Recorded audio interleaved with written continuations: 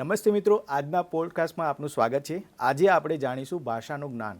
ભાષાનું જ્ઞાન એટલે કોઈ પણ ભાષા નહીં, પણ ઇંગ્લિશ, અંગ્રેજીનું મહત્ત્વ કેટલું છે. આપણે ગુજરાતી મીડિયમમાં ભણેલા હશું, ઘણા લોકો ઇંગ્લિશ મીડિયમને પ્રિફર કરી રહ્યા છે, ઘણા બધા લોકો અત્યારે ઇંગ્લિશમાં જ એડમિશન લઈ રહ્યા છે. છતાં પણ ઘણા લોકોને ગુજરાતી ગમે છે અને ગુજરાતમાં રહેવાવાળા લોકો એને વધારે મહત્ત્વ પણ આપે છે. પણ અંગ્રેજી ભાષાનું મહત્ત્વ કેટલું આપણી કારકિર્દીમાં અને આપણા જીવનમાં? તો આજે આપણે મળીએ છીએ ડૉક્ટર અવની ઉપાધ્યાય પંડ્યા મેડમને, જે પોતે પાથે એકેડેમીના કો-ફાઉન્ડર છે અને સાથે સાથે અંગ્રેજીની અંદર પીએચડી કરેલું છે. હવે એ ELT શું છે, પીએચડીનું એ સંશોધન કયા ક્ષેત્રમાં કરી રહ્યા છે આગળ, એના વિશે આપણે એની પાસેથી જ જાણીએ. નમસ્તે મેડમ. નમસ્તે. તમારું અમારા પોડકાસ્ટમાં સ્વાગત છે. Thank you. આજે આપણે એ જાણવા માગીએ છીએ, અમારો પહેલો પ્રશ્ન એ જ છે કે અંગ્રેજીની અંદર તમે જે પીએચડી ELTમાં કર્યું છે, એમાં જે સંશોધન કર્યું છે તમે, એ શું છે? ઓકે, સૌથી પહેલાં તો ખૂબ ખૂબ ધન્યવાદ. અહીંયા ડીઈઓ સાહેબે પહેલાં તો આજે સરસ ઇનિશિયેટિવ શરૂ કર્યું છે એના માટે, આ પ્રોજેક્ટ માટે.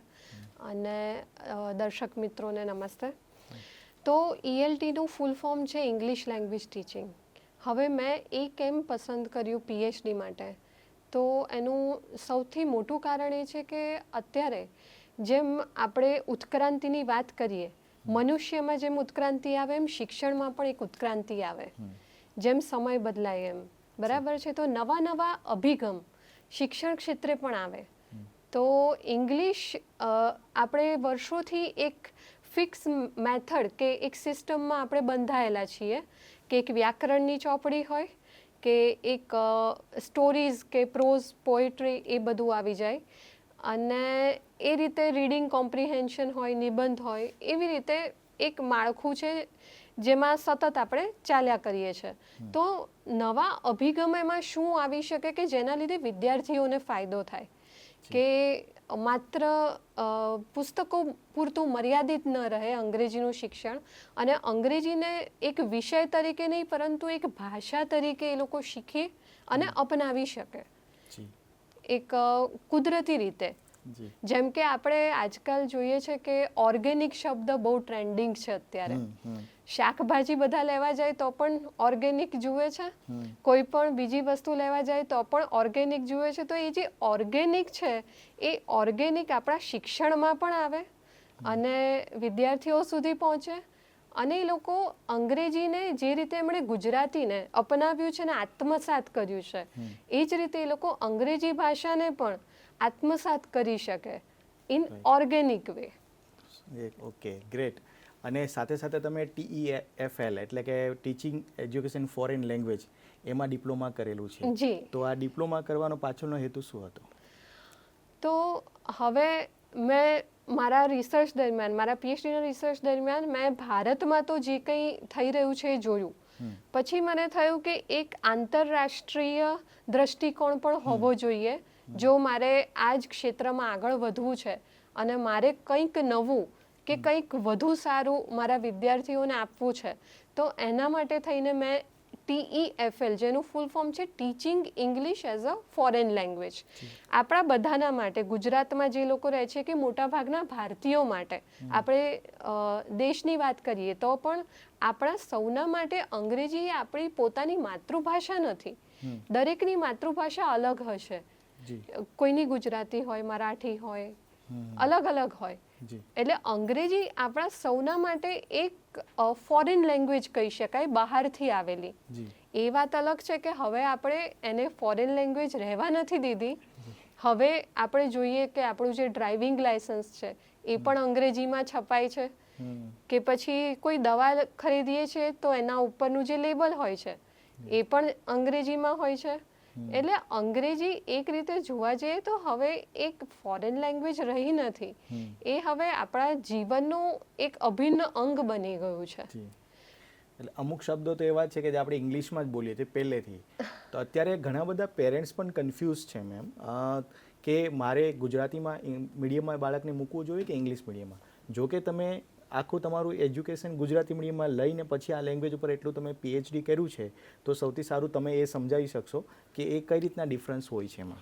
હા, એટલે હું તમને ખાસ તો એવું કહીશ કે પહેલાં તો અંગ્રેજી માધ્યમમાં ભણે છે બાળક કે ગુજરાતી માધ્યમમાં, એનાથી બહુ ઓછો ફરક પડે છે જો તમારી પોતાની અંદર લગન કે એ પ્રકારની તાલાવેલી કે એ પ્રકારનું વાતાવરણ છે કે તમે જેમાં અંગ્રેજી શીખવા તત્પર છો, તો પછી એ મહત્વનું નથી કે તમે કયા માધ્યમમાંથી ભણ્યા છો. જેમ કે હું પોતે આપણે વાત કરી એમ કે હું પોતે ગુજરાતી મીડિયમમાં જ ભણેલી છું, અને તે છતાં જો હું એક આંતરરાષ્ટ્રીય કક્ષાનો ડિપ્લોમા લઈને આ જ અંગ્રેજી ભાષામાં જ આગળ એઝ અ લેક્ચરર કે પ્રોફેસર ઘણી જે જાણીતી સંસ્થાઓ કે યુનિવર્સિટીઝ છે ગુજરાતમાં એમાં ભણાવી શકતી હોઉં, અને કોઈ પણ ભૂલ વગર જો હું અંગ્રેજી બોલી શકતી હોઉં અને એક આત્મવિશ્વાસ સાથે બોલી શકતી હોઉં, તો જો હું કરી શકું તો એ કોઈ પણ વ્યક્તિ કરી શકે એમ છે. એટલે પહેલાં તો એ એક જે માનસિકતા છે, હું એને એક માનસિકતા કહીશ કે હું ગુજરાતી માધ્યમમાં ભણું છું કે ગુજરાતી મીડિયમમાં ભણ્યો છું કે ભણી છું, તો હું આગળ અંગ્રેજી ના ભણી શકું સારું, કે મારું અંગ્રેજી સારું કેવી રીતે હોઈ શકે, તો એ આખી માન્યતા જ ખોટી છે. અને સાચી વાત તમને જણાવું તો મેં મારા કારકિર્દીમાં અત્યાર સુધી ઘણા બધા વિદ્યાર્થીઓ એવા પણ જોયા છે કે જે અંગ્રેજી માધ્યમમાં ભણ્યા છે અને એમનું અંગ્રેજી ગુજરાતી માધ્યમમાં ભણેલા વિદ્યાર્થીઓ કરતાં ઘણું નબળું છે. જી, એટલે આપ જે નિર્મા યુનિવર્સિટીમાં તમે એક્સ ફેકલ્ટી તરીકે તમે ટીચિંગ ફેકલ્ટીમાં હતા, અને ત્યારબાદ એ છોડીને તમે પોતાની જ એક પાથે એકેડેમી સ્ટાર્ટ કરી એઝ અ કો ફાઉન્ડર. તો તમે જ્યારે એ નિર્મામાંથી છોડીને આ નવી વસ્તુ સ્ટાર્ટ કરી, તો એનો એક ઉદ્દેશ્ય એની પાછળનો શું હતો? પહેલાં તો મેં જે આપને વાત કરી ને એ પ્રમાણે કે આપણે વર્ષોથી એક જ પ્રકારનું સિલેબસ ચાલે છે. પહેલાં તો કે એ સિલેબસમાં ચેન્જીસ આવે છે, પણ એ ઘણા ઓછા અંશે આવે છે, અને એમાં પ્રેક્ટિકલ ચેન્જીસ એટલે કે જે એમને રિયલ લાઈફમાં આપણે કહી શકીએ કે જે રૂટીનમાં રોજે રોજ દરરોજ જે લોકોને કામમાં આવે, બાળકોને વાતચીતમાં કે ક્યાંક બહાર ગયા હોય, ક્યાંય વાતચીત કરવાની હોય તો કામમાં લાગે, એ પ્રકારના જે સંવાદ હોય એના માટે બહુ ઓછી અવેરનેસ પણ હોય છે, અને એના પ્રત્યે જે આખી જે મેં કીધું એ મેથડોલોજી જ અલગ છે. એટલે જ્યારે પાથેય એકેડમીની વાત કરું તો પહેલાં તો શરૂઆત હું પાથેય નામથી કરું કે પાથેય નામ કેમ? તો પાથેય એક સંસ્કૃત શબ્દ છે જેનો અર્થ થાય છે ભાથું. હવે ભાથું આપણે ક્યારે લઈ જઈએ? તો કે જ્યારે આપણે કોઈ જર્નીમાં જતા હોઈએ, કોઈ યાત્રામાં જતા હોઈએ, તો આપણું આખું જીવન જ એક યાત્રા છે. અને કોઈ પણ ભાષા જ્યારે આપણે શીખીએ છીએ તો કંઈ માત્ર 1 મહિના પૂરતી કે 2 મહિના પૂરતી નથી શીખતા, એ માત્ર શીખવાનો સમયગાળો હોય છે, પણ એ ભાષા આપણી સાથે રહેશે લાંબા સમય સુધી, એ આખું જીવન આપણી સાથે ચાલશે એ ભાષા, બરાબર છે? એટલે એ જે ભાથું છે એ ભાથું ભરી આપવાનું કામ અમે કરીએ છીએ. પછી આગળ એ ભાથાને વધુ સ્વાદિષ્ટ કેવી રીતે બનાવવું, કે એને આગળ જીવનમાં કેવી રીતે ઉપયોગમાં લેવું, એ દરેક વિદ્યાર્થીની ઉપર છે. બીજી એક વાત પાથેય એકેડમીની હું એવું કહીશ કે અમારે ત્યાં છે ને અમે કોઈ વય મર્યાદા નથી રાખી કે તમે આ સ્કૂલમાં છો કે આ પર્ટિક્યુલર સ્ટાન્ડર્ડમાં છો કે 5મા ધોરણમાં છો, 6ઠ્ઠા ધોરણમાં છો કે 10મા ધોરણમાં છો તો તમારા માટે, કે 12મા ધોરણમાં છો તો તમારા માટે. પણ તમે એક વાલી તરીકે કે તમારે શીખવું છે, કે તમારું બાળક શીખી રહ્યું છે અંગ્રેજી માધ્યમમાં, કે તમને બહાર જાઓ તો તમને અંગ્રેજી બોલતા સંકોચ થાય છે, તો તમે પણ આવી શકો છો. કારણ કે એક બહુ જ સીધી સાદી વાત તમને કહું તો આ એક ભાષા છે, અને ભાષા કોઈ પણ વ્યક્તિ કોઈ પણ ઉંમરે શીખી શકે છે. એ એક એવી વસ્તુ છે, પણ તમને અંદરથી ઈચ્છા હોવી જોઈએ શીખવાની, તો તમે શીખી શકો, તો જ શીખી શકાય, અને તો જ એનું તમને સારું પરિણામ મળી શકે. બિલકુલ સાચી વાત કરી તમે, કેમ કે અત્યારે ઘણા બધા પેરેન્ટ્સ પહેલેથી પોતાના બાળકને ઇંગ્લિશ મીડિયમમાં મૂકી રહ્યા છે, અને પોતે ગુજરાતી મીડિયમમાં સ્ટડી કરેલું છે, અને ક્યારે આ જિંદગીની ભાગદોડમાં ક્યારે કોઈ પણ લેંગ્વેજ શીખવા માટે એ લોકો પાસે ટાઈમ નથી હોતો. પણ જ્યારે બાળક થાય અને જ્યારે એ ઇંગ્લિશ બોલતું થાય ને ત્યારે એના મગજમાં વિચાર આવે કે હવે મારે આની સાથે કોમ્યુનિકેટ કરવા માટે, એની સાથે કદમથી કદમ મિલાવવા માટે, કે એના એ લેવલ જાણવા માટે કે શું વિચારી રહ્યો છે, આગળ શું કરી રહ્યો છે, અને એને એક એટમોસ્ફિયર મળે, એના માટે પોતે પણ એક ઇંગ્લિશને જ લેંગ્વેજ તરીકે શીખવી જોઈએ. એમાં આપની એકેડેમી બહુ કામ કરી શકે એમ છે કે જે આવા પેરેન્ટ્સ છે જે પોતે ગુજરાતી મીડિયમમાંથી છે અને પોતે બાળકને ઇંગ્લિશ મીડિયમમાં ભણાવી રહ્યા છે, તો ત્યારે આ બહુ ઉપયોગી આવશે. સાથે સાથે તમે કહ્યું એ પ્રમાણે આ ભાથું જે છે ખાસ કરીને ઘણા બધા લોકો ઇન્ડિયામાંથી બહાર જતા હોય છે, તો ઘણા લોકોને એ પડકાર છે, એક ચેલેન્જ છે કે અહીંયા તમે ગમે તે લેંગ્વેજમાં ભણી, ઇવન તમે વાત કરી પ્રમાણે ઇંગ્લિશ મીડિયમમાં ભણતા છોકરાઓને પણ સાચું ઇંગ્લિશ કે ત્યાં શું બોલી રહ્યા છે, કઈ રીતના એના એક્સેન્ટ કયા છે, એ બધી વસ્તુ સમજવી, જાણવી. એટલે ઇંગ્લિશ બોલતા આવડે છે પણ સાચું ઇંગ્લિશ બોલતા ના આવડે એવું બની શકે, અથવા તો જે કોમ્યુનિકેશન સ્કિલ જે હોવી જોઈએ, કયા વર્ડ્સનો યુઝ કરવો જોઈએ, ક્યાં એના માટે પણ ખૂબ ઉપયોગી થઈ શકે.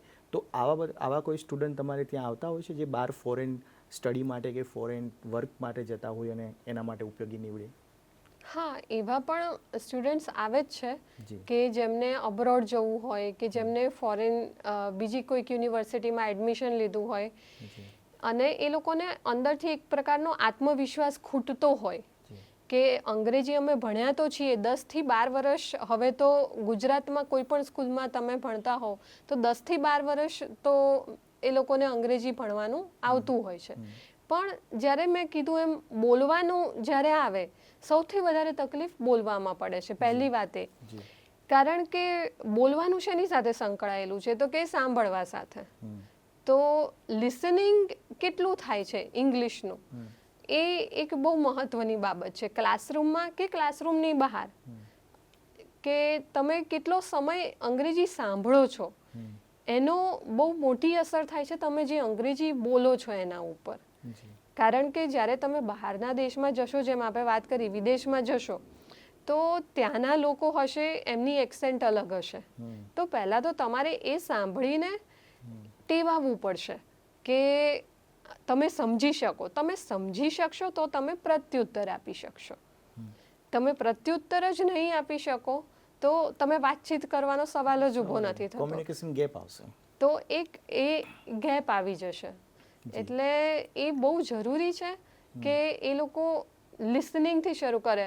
ઇનફેક્ટ હું તમને કહું તો અમારે ત્યાં LSRW કહેવાય, જે ELT, જે ક્ષેત્રમાં મેં PhD કર્યું છે એમાં, કે પછી તમે કોઈ પણ ભાષાવિદને પૂછો, કોઈ સંશોધકને પૂછો જે અંગ્રેજી ભાષામાં હોય, તે કાયમ આ જ શબ્દનો યુઝ કરશે, LSRW. એનું ફૂલ ફોર્મ છે લિસનિંગ, સ્પીકિંગ, રીડિંગ અને રાઇટિંગ. આ 4 સ્કિલ્સ છે જે કોઈ પણ ભાષાને એક ભાષા તરીકે સદ્ધર બનાવે છે. અને આ ચારેયમાં તમારી નિપુણતા હોવી જરૂરી છે. એટલે તમારે ઇંગ્લિશ ભાષાના શબ્દને શણગારવા જરૂરી છે. હા, એટલે લિસનિંગ કેમ પણ પહેલા, કેમ આપણે રીડિંગ રાઇટિંગ નથી કહેતા પહેલા? એનું શું કારણ?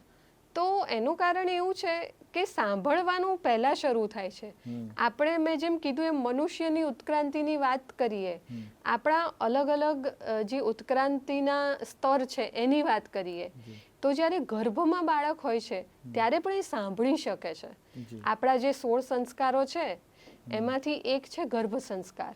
તો એનો પાયો જ એ છે કે 7મા મહિને જે અંદર, જેને આપણે વૈજ્ઞાનિક ભાષામાં ફિટસ કહીશું, એ સાંભળવાની શરૂઆત કરે છે. એ સાંભળવાનું શરૂ કરે છે અને પછી એના આજુબાજુના વાતાવરણમાં એના માતા પિતા જે બોલતા હોય એ જ ભાષા એ એની જાતે જ કુદરતી રીતે બોલવાનું શરૂ કરે છે. બાળક જ્યારે 3 વર્ષનું થાય છે ત્યારે, કે એ મને પાણી આપો, કે મને ખાવાનું જોઈએ છે.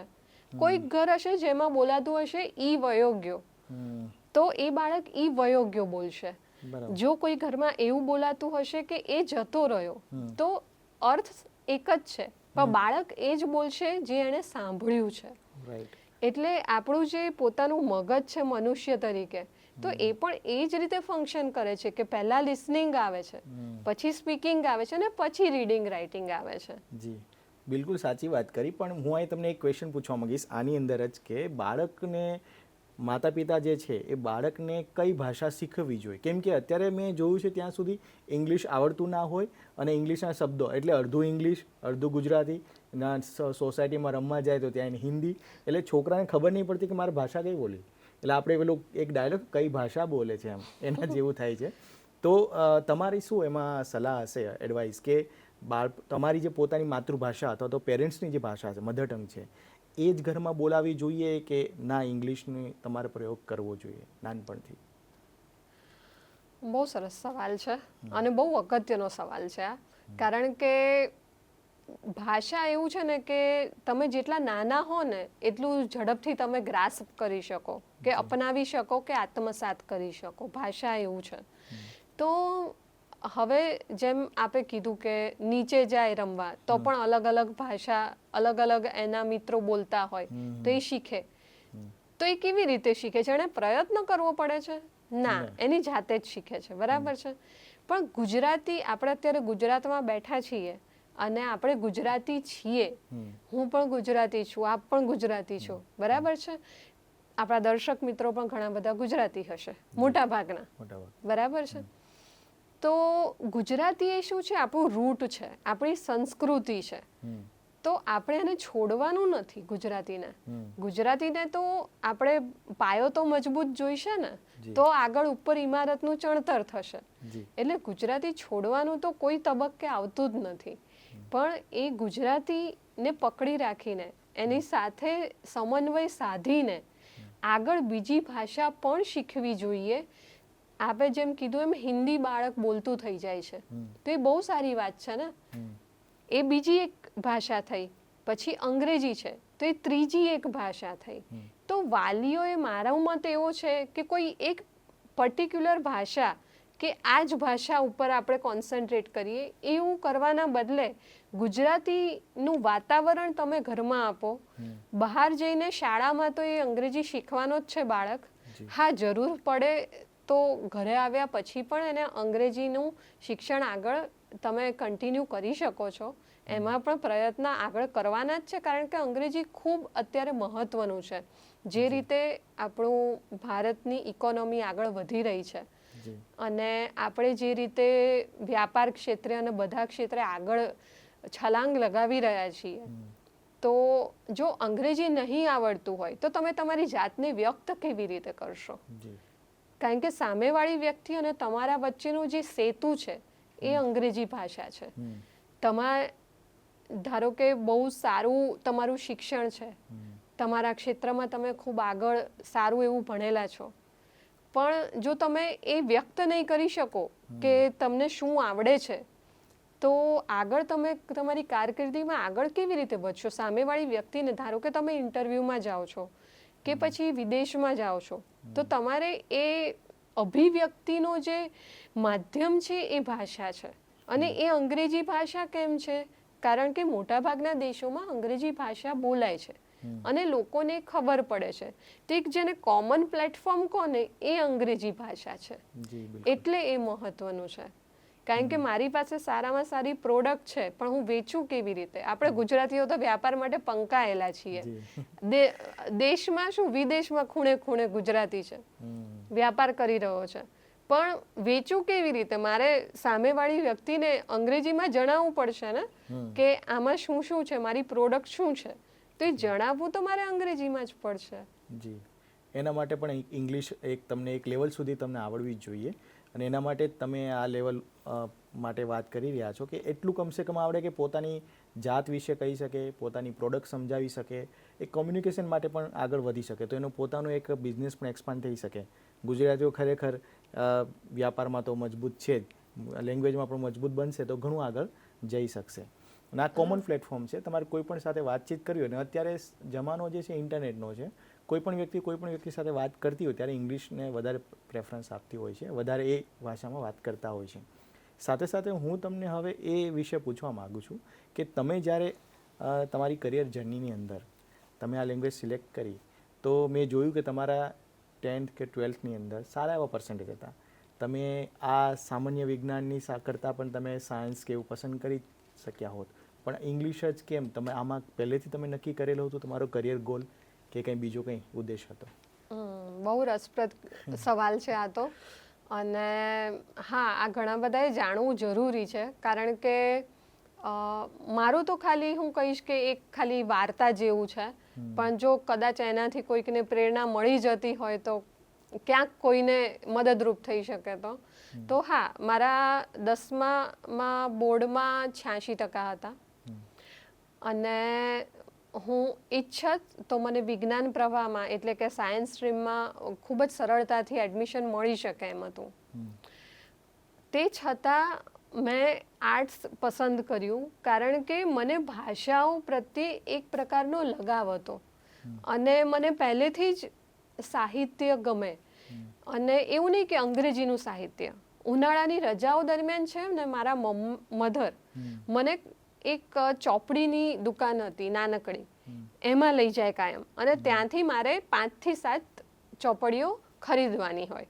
એ દરેક વર્ષે જે ઉનાળાની વેકેશન આવે કે રજાઓ આવે ને એનું એ એક ફિક્સ હતું કે મારા મધર મને લઈ જાય અને મને જે ગમે એટલે જેમ કે કુંદનિકા કાપડિયા છે કે વર્ષા અડાલજા છે, એ બધાને ઘણા હું કહીશ કે હું સ્કૂલમાં હતી ને ત્યારે જ મેં વાંચી લીધેલા કે આપણે કનૈયાલાલ મુનશી કહી દો, ઝવેરચંદ મેઘાણી કહી દો. તો એક એ જે સાહિત્યનો છે ને એ વારસો જ મને મારા કુટુંબમાંથી જ મળેલો કે રજાઓ છે તો શું કરવાનું છે, તો વાંચવાનું છે. અને એ વખતે એ પ્રકારની એવી એક દોડ પણ નહોતી કે આ ક્લાસમાં આર્ટ ક્લાસમાં મૂકો, ક્રાફ્ટ ક્લાસમાં મૂકો, કે આમ કરો કે તેમ કરો.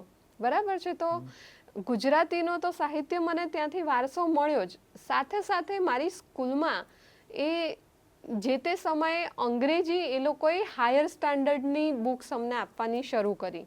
એટલે ભલે હું ગુજરાતી માધ્યમમાં ભણતી હતી પણ મારે જે અંગ્રેજીની ચોપડી આવતી એ અંગ્રેજી માધ્યમવાળા જે ભણતા એ જ આવતી. એટલે હવે અચાનક જ અંગ્રેજી અમારે તો 5મા ધોરણમાં ઇન્ટ્રોડ્યુસ થયું અંગ્રેજી વિષય તરીકે, હું જ્યારે ભણતી હતી ત્યારે. એટલે ABCD જ અમે 5મા ધોરણમાં શીખ્યા એવું હું કહી શકું. અને અચાનક આવી રીતે અંગ્રેજી માધ્યમની ચોપડી તમને આપે કે તમારે આ ભણવાનું છે, તો શરૂઆતમાં તો અઘરું હતું પણ પછી ધીરે ધીરે મને એમાં ખૂબ જ રસ જાગ્યો. અને એ રસ જાગવા માટે મુખ્ય ભૂમિકા ભજવી છે મારા મધરને હું ક્રેડિટ આપીશ, કારણ કે એમને પોતાનું માસ્ટર્સ એમણે ઇંગ્લિશ લિટરેચરમાં કરેલું. અને બીજા મારા નાના એટલે મારા મેટર્નલ ગ્રાન્ડફાધર, મારા મમ્મીના ફાધર, જે વ્યવસાય એડવોકેટ હતા પણ એ જ મને અંગ્રેજી ભણાવતા મોટા ભાગનો સમય. અને મારું વ્યાકરણ ને એ બધું જે કંઈ આજની તારીખે પણ હું એમને જ શ્રેય આપું છું કે એમણે જે રીતે મને ડિટેલમાં ભણાવેલું એ રીતે આજના જમાનામાં મને નથી ખબર કે કોઈને ભણાવી શકવું પણ સંભવ છે કે કેમ. અને એક ખૂબ જ રસપ્રદ કિસ્સો છે કે હું જ્યારે ફોર્મ મળતા હોય ને, તમારે એડમિશન માટે ફોર્મ લેવા જવાનું હોય 10મા ધોરણ પછી, આપણે અલગ અલગ સ્કૂલમાં ફોર્મ ભરીએ અને મેરિટ બહાર પડે. તો હું સ્કૂલનું નામ તો અત્યારે નહીં લઉં પણ એ પર્ટિક્યુલર સ્કૂલમાં હું ગઈ અને મેં ફોર્મ માંગ્યું અને ભરીને આપ્યું અને મેં ટીક માર્ક કરેલું આર્ટ્સની સામે. તો એ જે સ્કૂલવાળા હતા જેમણે મારું ફોર્મ સ્વીકાર્યું એમણે મને પહેલાં તો ફોર્મ પાછું આપ્યું મારા હાથમાં કે બેટા તારાથી ભૂલ થઈ છે, તે આર્ટ્સમાં ટીક કર્યું છે, તારે સાયન્સમાં કરવાનું હતું ટીક. એટલે એમણે મારા પર્સન્ટેજ જોયા કે 86% છે અને આ છોકરીએ આર્ટ્સ સામે ટીક કર્યું છે, તો મને મારું ફોર્મ પાછું મળ્યું. એટલે પછી મેં એમને ફરીથી પાછું આપ્યું કે ના, આ ભૂલ નથી, મેં જાણી જોઈને આમાં ટીક કર્યું છે, મારે આર્ટ્સ જ ભણવું છે. એટલે પછી એમણે મને કહેવાનો તો પ્રયત્ન કર્યો કે તમને સાયન્સમાં મળી જશે એડમિશન, ને આર્ટ્સમાં તો કોણ જાય કે જેમને કે ક્યાંય એડમિશન ના મળે એ લોકો આર્ટ્સમાં જાય એમ. એટલે પછી એમણે એવું કર્યું કે મને ઉપર બોલાવી પ્રિન્સિપાલની કેબિનમાં. વયોવૃદ્ધ હતા પ્રિન્સિપાલ, અને એમણે મારું ફોર્મ હાથમાં લીધું અને મને પૂછ્યું. હવે 10મા ધોરણની છોકરી તરીકે મારી જે સમજ હતી એ પ્રમાણે મેં એમના સવાલોના જવાબ આપ્યા. એમણે પૂછ્યું કે તમારે કેમ આર્ટ્સમાં જવું છે બેટા, કે તમને તો સાયન્સમાં મળી જશે એડમિશન. મારા એ વખતે ગણિતમાં પણ 91 માર્ક્સ હતા, મને હજુ યાદ છે. એટલે એમણે મને એ પણ બતાવ્યું મને કે જો તારા ગણિતમાં પણ આટલા માર્ક્સ છે. એ મેમને એક જ વસ્તુ કીધેલી એ વખતે કે મને અંગ્રેજી ખૂબ ગમે છે, મને ગુજરાતી પણ ખૂબ ગમે છે, મને સંસ્કૃત પણ ખૂબ ગમે છે, પણ મને ગણિત સહેજ પણ નથી ગમતું. તો જો હું કોમર્સ લઈશ ને તો પણ મારે ગણિત ભણવું પડશે, સાયન્સ લઈશ તો પણ મારે ગણિત ભણવું પડશે. તો તો આર્ટ્સ એક એવી લાઈન છે કે જેમાં મને બધી જે ભાષાઓ મને ગમે છે એ મને શીખવા પણ મળશે, અને એમાં ગણિત નહીં હોય જે મને નથી ગમતું એ. સાચી વાત છે. એટલે તમે જે વાત કરી રહ્યા છો એ કરિયર ઇન્ટરેસ્ટની વાત છે, અને સબ્જેક્ટ ખાસ. હા. તો કોઈ પણ બાળકે ક્યારે પણ કરિયર સિલેક્ટ કરવું હોય ને તો પહેલાં એને સબ્જેક્ટ સિલેક્ટ કરવા ખૂબ જરૂરી છે. અમે લોકો પણ એ સલાહ આપતા હોય છે એઝ અ કાઉન્સિલર કે તમે જ્યારે 10th હો અથવા તો 8, 9, 10th હો ત્યારે તમારા જે સબ્જેક્ટ તમને ગમતા હોય ને આગળ એને રિલેટેડ જો કરિયર સિલેક્ટ કરશો તો આગળ તમને કરિયર બોરિંગ નહીં લાગે ને. અહીં ત્યારે તમારા માર્ક્સ તો આવી જશે, તમે બધા ઇન્ટેલિજન્ટ જ હોય છે, બધા છોકરાઓ છે સ્કોલર જ હોય છે. ફક્ત વસ્તુ કઈ છે, તમને કરિયર મોટિવેશન તમને શેમાં મળી રહ્યું છે, કેમાં તમને વધારે ઇન્ટરેસ્ટ પડી, રસ કેમાં પડી રહ્યો છે, રુચિના આધારે તમે સિલેક્શન કરશો તો ક્યારે પ્રોબ્લેમ નહીં આવે, જેમ તમે કર્યું. હા, એકદમ સાચી વાત છે. પણ એ રુચિ પણ એ બાળકને પોતાને ખબર હોવી જોઈએ. મને તો સેલ્ફ અવેર હોવા જોઈએ બાળકો. અને અત્યારના બાળકો થોડા ઘણા તો છે, પણ પેરેન્ટ્સે એને રિસ્પેક્ટ આપવી જોઈએ એના ડિસિઝનની. જે તમારા પેરેન્ટ્સે રિસ્પેક્ટ આપી કે ના, એ તમે ઘરે જઈને પછી તમે વાત ડિસ્કસ કરી હશે કે મેં આર્ટ્સ સિલેક્ટ કર્યું કેવું. હા, મારા માતા પિતાનો પહેલેથી જ મને ઘણો સપોર્ટ રહ્યો છે, કારણ કે મેં કીધું એમ સામાજિક એક્સપેક્ટેશન, જે અપેક્ષાઓ હોય સમાજની પણ એવી જ અપેક્ષા હોય કે ભાઈ બોર્ડમાં 86% આવ્યા છે તો એમ કે આગળ સાયન્સ જ લેશે એમ. એટલે કોઈક આવીને કંઈ પણ જાય મારા માતા પિતાને કે તમારી દીકરીને કે તમે સમજાવો કે શું કરી રહી છે, ભૂલ કરી રહી છે એમ. પણ મારા માતા પિતાએ મને ઘણો આમાં સહકાર આપ્યો અને એ સમજ્યા કે મારો રસ અને મારો રુચિ ક્યાં છે. મને ગમે છે અત્યારે પણ હું જે કરી રહી છું. Teaching is not something that I do, teaching is something I am. So હું એ કરી નથી રહી, એ મારી અંદર જ છે, એક સાધના છે. અને મને મજા આવે છે, અને મેં જેમ કીધું એમ તમને નવું નવું શીખવા મળે છે. એ બહુ ઓછા લોકોને મળતું હોય કે જે પોતાનો શોખ હોય કે રસ હોય અને એ જ પોતે તમારા કામમાં કરી રહ્યા હો તો તમને ક્યારેય થાક નહીં લાગતો અને ક્યારેય સંઘર્ષ નથી કરવો પડતો તમારે કંઈક સાબિત કરવા માટે, કેમ તમને મજા જ આવે. અને બીજી વસ્તુ તમે જે વાત કરી કે અત્યારે હાલના જે શિક્ષણ આપણું જે છે બધા પોતપોતાની રીતે શિક્ષણ લઈ રહ્યા છે, શિક્ષણ આપી રહ્યા છે, અને તમે જે વાત કરી રહ્યા છો કે એક આપણો એપ્રોચ હોવો જોઈએ, ટીચિંગ એપ્રોચ નહીં પણ લર્નિંગ એપ્રોચ હોવો જોઈએ. જો લર્નિંગ એપ્રોચ હશે, જેમ તમે તમારું લર્નિંગ તમે સિલેક્ટ કર્યું કેમ કે તમારે લેંગ્વેજ શીખવી હતી એટલે તમે એ એપ્રોચથી ગયા તો તમે અત્યારે એટલા સક્સેસફુલી તમે આગળ વધી રહ્યા છો. સાથે સાથે હું તમને એ પૂછવા માગીશ કે તમારા અત્યારે તમે જે વાત કરી કે આ પ્રકારે હોવું જોઈએ, તો શું એવી કોઈ સ્કૂલ હોવી જોઈએ કે જે બાળકોને જેમાં ઇન્ટરેસ્ટ પડે એ જ વસ્તુ એનું એક સિલેબસ બને, એ જ એની માર્કશીટ બને અને એમાં જ એને આગળ વધારવામાં આવે, એવું કંઈ હોઈ શકે ખરું અથવા એવું હોવું જોઈએ ખરું?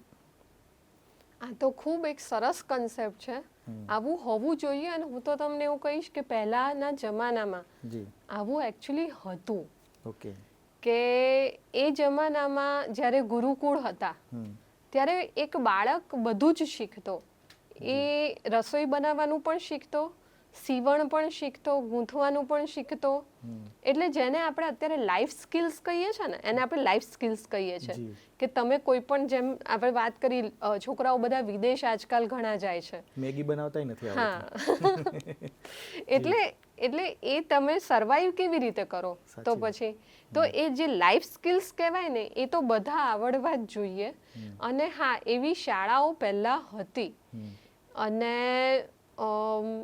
ઘણી બધી શાળાઓ હજુ પણ અમુક તમારે શોધવી પડે એમ છે. ગુજરાતમાં પણ છે અને ગુજરાતની બહાર પણ મને ખ્યાલ છે કે અમુક શાળાઓ છે કે જેમણે એવો અભિગમ અપનાવ્યો છે કે આપણે કોઈ પર્ટિક્યુલર બોર્ડ પ્રમાણે નહીં જઈએ, કોઈ સિલેબસ નહીં હોય આપણે, કારણ કે દરેક બાળક અલગ છે, એનું જીવનમાં એની વૃત્તિઓ અલગ છે, એનો અભિગમ અલગ છે. તો દરેક બાળકને એક યુનિક ચાઇલ્ડ તરીકે આપણે ટ્રીટ કરીએ અને પછી એને જોઈએ કે એને શેમાં ઇન્ટરેસ્ટ પડે છે, તો એ આગળ જઈને આર્ટિસ્ટ પણ બની શકે, ક્રિકેટરે બની શકે, કે ફૂટબોલ પ્લેયર પણ બની શકે, કે સિંગર પણ બની શકે. તો એ ઓપોર્ચ્યુનિટીઝ એના માટે ઓપન રહે. અને સાચું કહું તો અત્યારનો જમાનો એવો છે કે તમે ટેક્સ્ટ બુક માત્ર ભણી લેવાથી કે કોઈ તમને એક ડિગ્રી મળી જવાથી એ કોઈ સ્ટેમ્પ નથી લાગી જતો કે તમને જીવનમાં સફળતા મળશે જ. ઘણો મોટો આધાર રાખે છે તમારા સ્કિલ સેટ ઉપર, તમારા સ્કિલ્સ ઉપર, કે તમે શું કરવા સક્ષમ છો અને તમે કેવી રીતે આગળ વધો છો. એવા ઘણા બધા કિસ્સાઓ છે, જેમ કે ફોર્ડ છે જ્યાં ગાડી બનાવી રહ્યા છે એ ક્યાં ભણેલા હતા નહીં, પણ એની સ્કિલ હતી. જ્યારે હું તમને એક કિસ્સો નાનો સંભળાવીશ એના વિશે, કે જ્યારે એક ઇસ્યુ થયો એના આખી કંપનીની અંદર અને એને બોલાવવામાં આવ્યા, તો ન્યાયાધીશે એને કીધું કે તમે આ વસ્તુ તમે કરી નહીં શકવાના, તમે જે કંપની સાથે ડીલ કરી રહ્યા છો અને એ કંપનીમાં તમે આગળ એવું કંપનીને લાગી રહ્યું છે અને કંપની હવે તમારી સાથે એ કોન્ટ્રાક્ટ રદ કરવા માગે છે. એની સામે એણે કેસ કર્યો કે આ કોન્ટ્રાક્ટ રદ થવો ના જોઈએ, કેમ કે કંપનીને એવું લાગ્યું કે આ ફોર્ડ છે જે આખી કંપની ચલાવી રહ્યા છે ભણેલા નથી. તો એના ઉપર આખી જે બહસ થઈ અને બહસની અંદર એવું એ ફોર્ડે એવું કીધું કે તમારે એવા વ્યક્તિ જોઈએ છે કે જે આ વસ્તુ સંભાળી શકે. તો હું એ MBA કરેલા લોકોને આમાં મૂકી શકું, પણ મારું વિઝન છે, મારી જે દિશા છે એ તમારી એક ભણતર એ બદલી નહીં શકે કે એ રદ ના થઈ શકે. અને એ કેસ જીતી અને આગળ વધ્યા હતા. એટલે આ એક કે તમે કીધું સાચી વાત છે, કોઈ સ્ટેમ્પ ના મારી શકે કે તમે આગળ તમે ગમે ગ્રેજ્યુએટ થયેલા લોકો પણ અત્યારે નથી અને કંઈ બેરોજગાર છે. એવું કહેવાય છે કે 140 કરોડની જે આપણી કન્ટ્રીની જે અત્યારે પોપ્યુલેશન છે, કઈ રીતના કોઈ લોકો પોતાને બેરોજગાર કહી રહ્યા છે, કેમ કે તમે કરવાનું ઘણું બધું છે.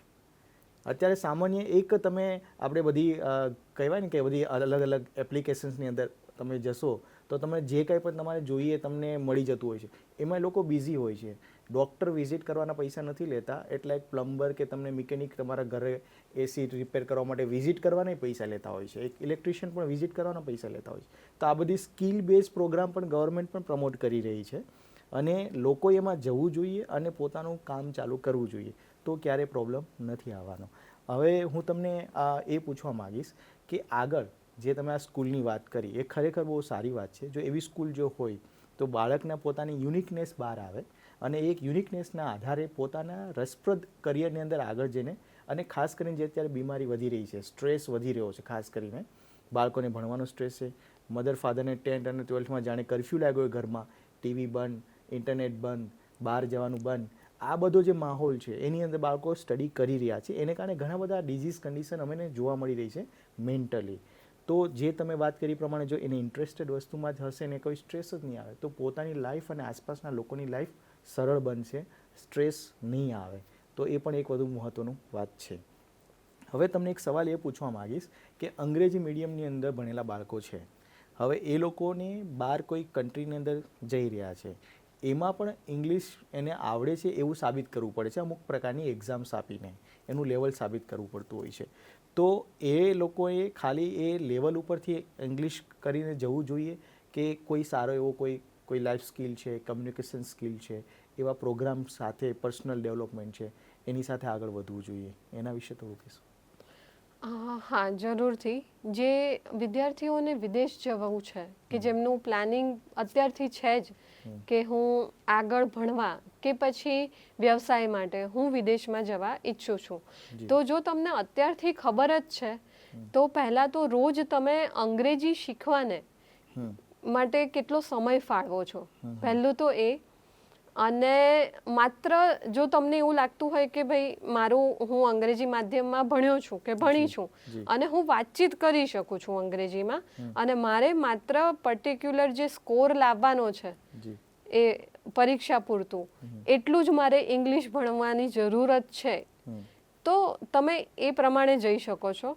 પણ જો તમને એવું છે કે ભાઈ તમે પબ્લિકમાં બોલવા માટે ઊભા થાવ ત્યારે તમને નર્વસ ફીલ થાય છે કે પછી તમને અંદર આત્મવિશ્વાસ ખૂટતો હોય એવું લાગે છે કે તમે બોલતા વખતે અચકાઓ છો, કે પછી તમારા માટે કોઈ ઇન્ટરવ્યૂમાં કે કોઈ પબ્લિક પ્લેસમાં જતી વખતે સૌથી મોટો ભય જો તમને એ સતાવતો હોય કે આવતીકાલે મારે અંગ્રેજીમાં બોલવાનું છે, કે આવતીકાલે મારે અંગ્રેજીમાં બોલવું પડશે કે મારે ઇંગ્લિશમાં બોલવું પડશે, તો એ જે ઇંગ્લિશમાં બોલવું પડશેનો જો ભય તમને સતાવતો હોય તો એનો અર્થ એ છે કે ભલે તમે ગમે તે માધ્યમમાં ભણ્યા છો પણ હજુ તમને એ પ્રેક્ટિસ નથી અને એ આત્મવિશ્વાસ કેળવવો ખૂબ જરૂરી છે. તો એ કેસમાં કોઈ પર્ટિક્યુલર એક્ઝામ માટે ભણવા જતાં પહેલાં એમણે એમનો પાયો મજબૂત કરવો જરૂરી છે.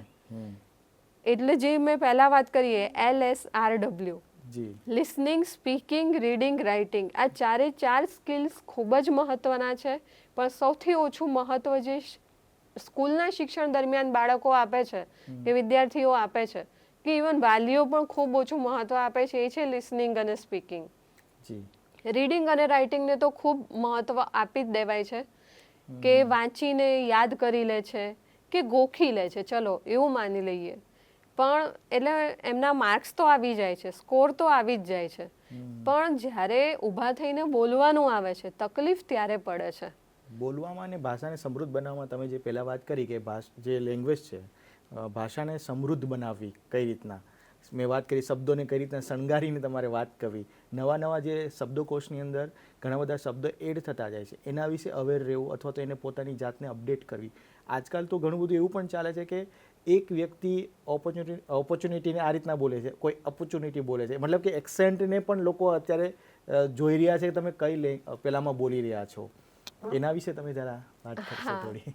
તો એક્સેન્ટ જરૂરી છે, પણ હું એ જે આંધળું અનુકરણ અત્યારે ચાલે છે કે હું અમેરિકન એક્સેન્ટમાં વાત કરીશ કે હું સ્કેડ્યુલ બોલીશ, હું શેડ્યુલ નહીં બોલું, તો શું શેડ્યુલ બોલનાર વ્યક્તિ ખોટો છે? ના. બ્રિટિશ રિસીવ્ડ પ્રોનાઉન્સિએશન જે BRP કહીએ એમાં તો શેડ્યુલ જ લખેલું આવે છે, પણ તે છતાં ઘણા બધા માણસો સ્કેડ્યુલ જ બોલે છે. કેમ એવું છે? તો એક એમ કે એક્સેન્ટ, એમ કે અમેરિકન એક્સેન્ટમાં હું વાત કરીશ તો એવું સામેવાળી વ્યક્તિને લાગશે કે મને સારું અંગ્રેજી આવડે છે, એટલે ઇમ્પ્રેશન સારી પડશે મારી. પણ એક્સેન્ટ કરતાં પહેલાં તો હું કહીશ કે તમારું જે સેન્ટેન્સ કન્સ્ટ્રક્શન છે એ ખૂબ મહત્ત્વનું છે. અને જો તમે વારે વારે તમારે વેરી શબ્દનો પ્રયોગ કરવો પડે છે કે આઈ એમ વેરી ટાયર્ડ, તો એની જગ્યાએ તમે કહી શકો આઈ એમ એક્ઝોસ્ટેડ. તો એ જે વેરી જે તમારે ઘણું વારે વારે વાપરવું પડે છે, તો એના બદલે થોડાક નવા શબ્દો શીખી શકાય કે એ જો વેરી મારે ના બોલવું હોય તો હું શું બોલી શકું. સાચી વાત છે. અને ઘણી વખત અમે લોકો એ પણ જોઈ રહ્યા છે કે ઇંગ્લિશ મીડિયમમાં ભણતા છોકરાઓ પોતાના કોઈ પણ સબ્જેક્ટના પ્રેઝન્ટેશનમાં એને ઇંગ્લિશ લેંગ્વેજ તરીકે તો એક શીખવી જ પડે. તો હું સાયન્સ શીખી રહ્યો છું ઇંગ્લિશ મીડિયમની અંદર, હું તો એમાં જે બતાવ્યું છે એ વાંચીને ગોખીને કે સમજીને લખી શકીશ, પણ મારે એને ક્યાંક કોઈને સમજાવવું છે ત્યાં મારી ભાષા સમૃદ્ધ નહીં હોય, તમે જેમ કહો છો એમ, તો સારી રીતે પ્રેઝન્ટ નહીં કરી શકું, સારો પ્રેઝન્ટેબલ નહીં હોઈ શકું, કોઈ કંપનીમાં જઈશ તો મારી જાતને પ્રેઝન્ટ નહીં કરી શકું. આ બધી વસ્તુ માટે પણ એ લોકોએ પોતાની પણ એ ભાષાને થોડું વધારે સમૃદ્ધ બનાવવાની જરૂર છે. હા, એ વાત સાચી છે તમારી. કારણ કે આમાં કારણ શું છે એ તમને કહું. કારણ કે ભાષા આપણે એક વિષય તરીકે ભણીએ છીએ, એટલે જેવી રીતે પર્યાવરણ એક વિષય થઈ ગયો, કે સાયન્સ વિજ્ઞાન એક વિષય થઈ ગયો, ગણિત એક વિષય થઈ ગયો, તો અંગ્રેજીને પણ એ જ રીતે ભણવામાં આવે છે કે એક વિષય છે. પણ અંગ્રેજી છે એક ભાષા, તો ભાષા શીખવાની આખી રીત જ અલગ છે, એનો અભિગમ અલગ છે. એટલે ભાષાનું બેઝિક ફંક્શન શું છે? જેમ કે આપણે ગણિતનું બેઝિક ફંક્શન શું છે? તો કે ગણતરી કરવી, કે ટુ કેલ્ક્યુલેટ.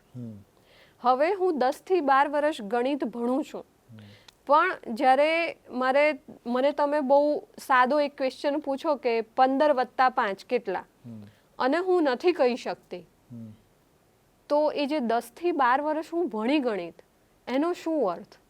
એનું બેઝિક ફંક્શન જ એ છે ટુ કેલ્ક્યુલેટ. એ જ રીતે ભાષાનું બેઝિક ફંક્શન છે ટુ કમ્યુનિકેટ.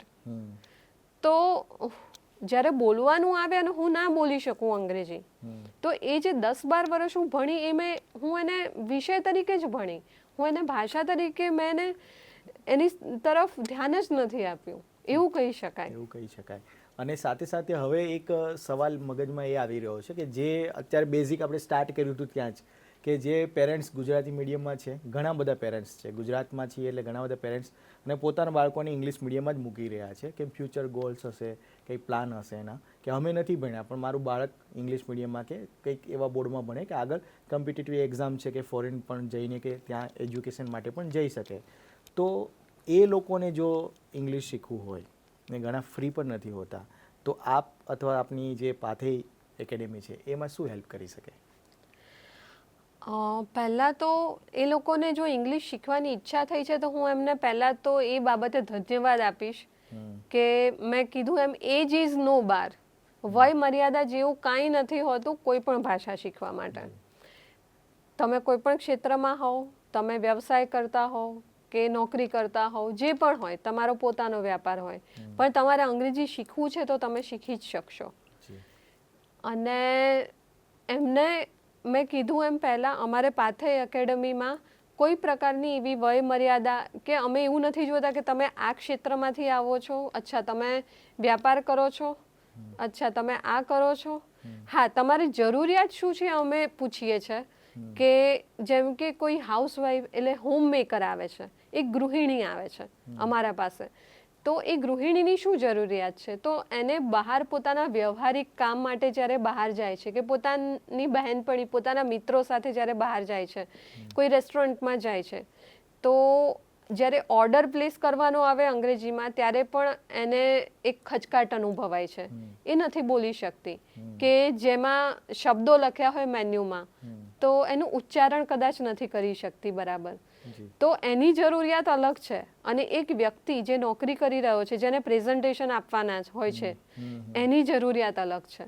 તો અમે જે વ્યક્તિની જે જરૂરિયાત છે એ પ્રમાણે અમારા કોર્સને એ પ્રમાણે ડેવલપ કરીને એ પ્રમાણે એમને પ્રેક્ટિસ આપીએ એવો પ્રયત્ન કરીએ છીએ. અને હા, સમયની તમે વાત કરી તો સમય તો કોઈ પણ નવી ભાષા તમે શીખતા હો ને તો શરૂઆતમાં તો તમારે આપવો જ પડે.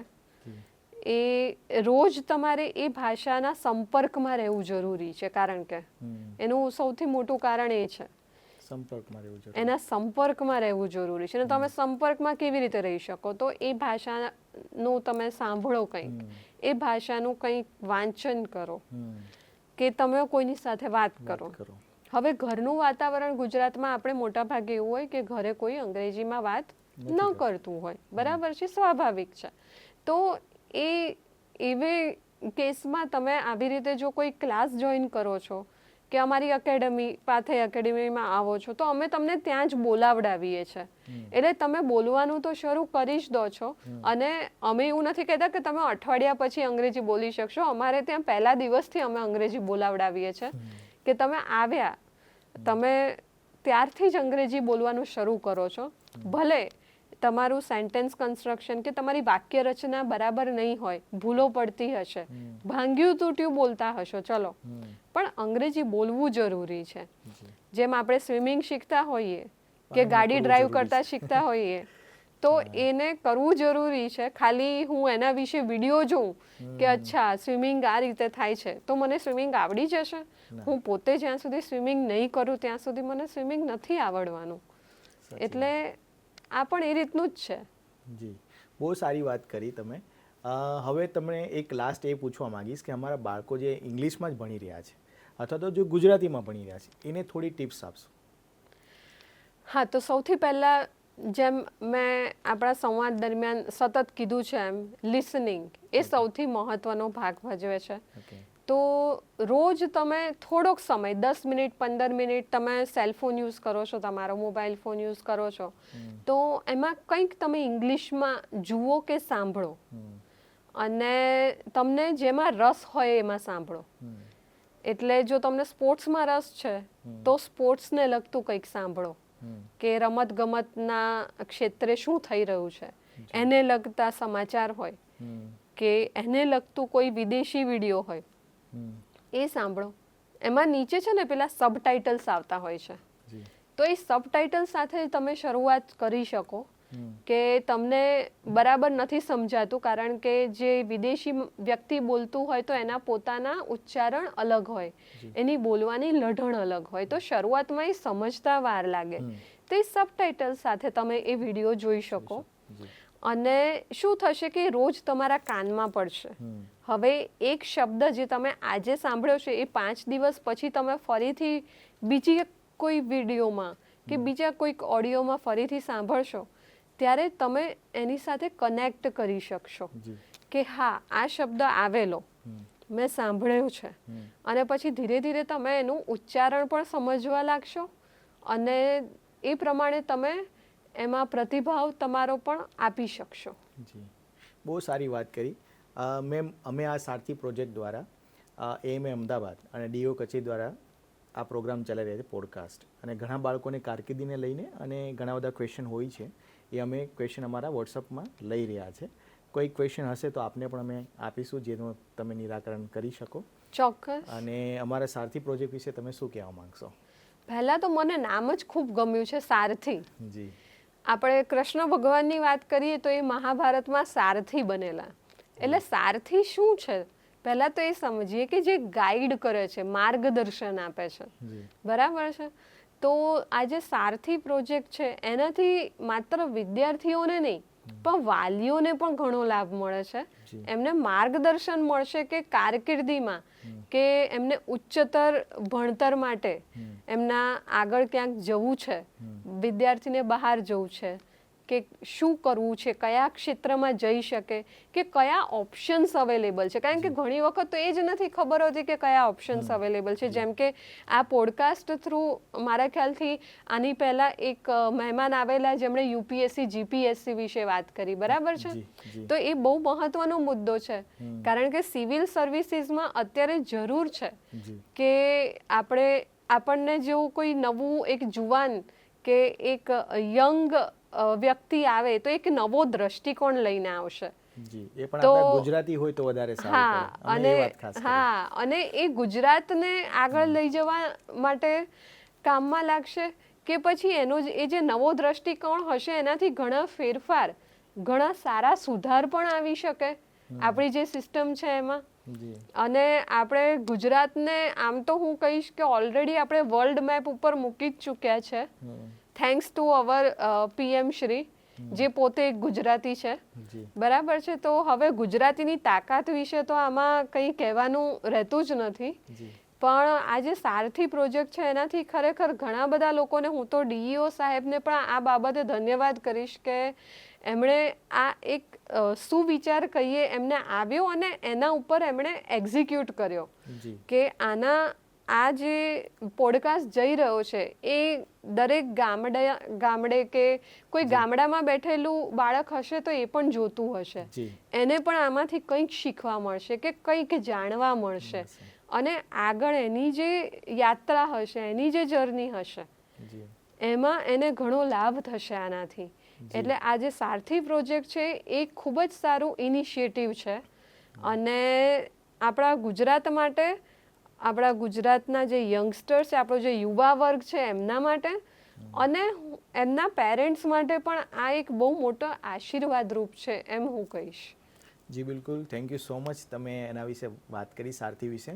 સારથી પ્રોજેક્ટની અંદર થોડી વધારે વાત કરીએ તો અમે લોકો દરેક અલગ અલગ પ્રકારના એક્સપર્ટને બોલાવીને આ પોડકાસ્ટ કરી રહ્યા છે. દરેક ક્ષેત્રમાં જેણે પોતાનું એક અલગ આગવું સ્થાન પ્રાપ્ત કર્યું છે એ લોકો આવી રહ્યા છે. તો તમને એક પ્રેરણા પણ મળશે, ઇન્સ્પિરેશન પણ મળશે અને સાથે સાથે તમે ત્યાં સુધી પહોંચી શકો છો એવી તમને મોટિવેશન મળશે. તો હવે અહીંયા અમે લોકો રજા લઈશું અને નેક્સ્ટ પોડકાસ્ટમાં ફરીથી મળશું. ખૂબ ખૂબ ધન્યવાદ અવની મેમ. ધન્યવાદ. દર્શક મિત્રોનો પણ ખૂબ ખૂબ ધન્યવાદ. તમે આટલી ધીરજથી અને અમને સાંભળ્યા એના માટે. અને આમાંથી કંઈક તમે પણ ભાથું એટલે કે પાથે લઈને જાઓ, બસ એવી અપેક્ષા. Yes ma'am. અને હવે ફરીથી આપણે એક નવા પોડકાસ્ટ સાથે મળીશું અને નવા પોડકાસ્ટની અંદર એક નવા ગેસ્ટને, વિશેષ મહેમાનને આપણે સાંભળીશું. ત્યાં સુધી અમને રજા આપશો. નમસ્કાર.